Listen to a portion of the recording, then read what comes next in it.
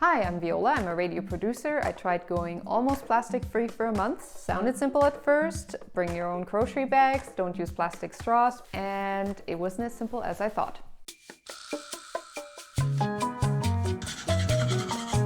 Oh, that's really awful. So we're in my bathroom, and this is all the stuff that I had to get rid of for the plastic challenge. There's shampoo, there's soap, hand lotion, toothbrush, and then pretty much everything in here. So this is the drawer before I took everything out. And that's what it looks like after.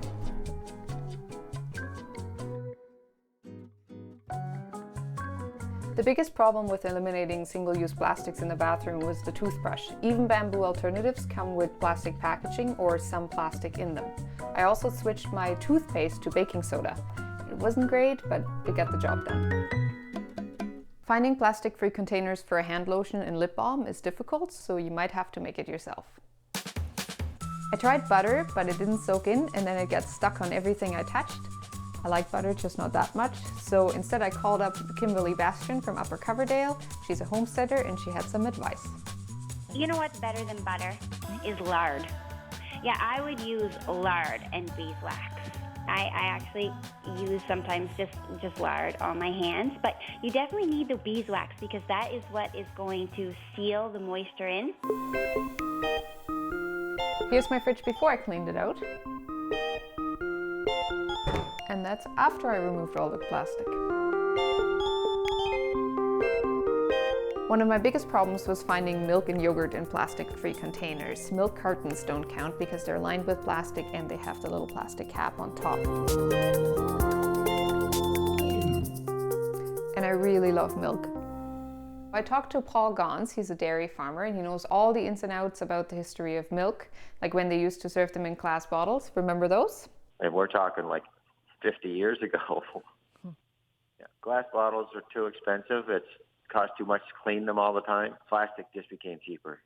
Some niche dairies across the country still sell in glass bottles, but the caps are often plastic, so not reusable. Same goes for beer bottles. I found out that beer caps have plastic inside of them, so no beer bottles for me. So swing top bottles or growlers are my only options, as long as you reuse the cap. Canned beers aren't as good because a lot of cans come with plastic lining. So this month I became a regular customer at the bulk store. I brought my own little containers and reusable Ziploc bags. Grains and pantry items were easy enough to come by, but produce gave me another challenge because a lot of fruit and vegetable come with a PLU sticker. My solution to this was going to the farmers market more often and being part of a farm box program where you get fresh fruit and vegetables almost weekly. So after a month I can say that I learned a lot about alternatives to single-use plastics. Some of them work for me, some of them don't. Sorry, baking soda, toothpaste, I'm going back to my regular one. But I must say I really enjoyed shopping at the bulk stores and finding out about all the products that are available there. The bottom line is going plastic-free is difficult. It can get pretty expensive shopping at the specialty stores and the farmers market every week, and it also takes a lot of time and a lot of change in your lifestyle. But the world produces over 400 million tons of plastic every year. 36% of that is just packaging, and a lot of it can't be recycled, reused, or destroyed.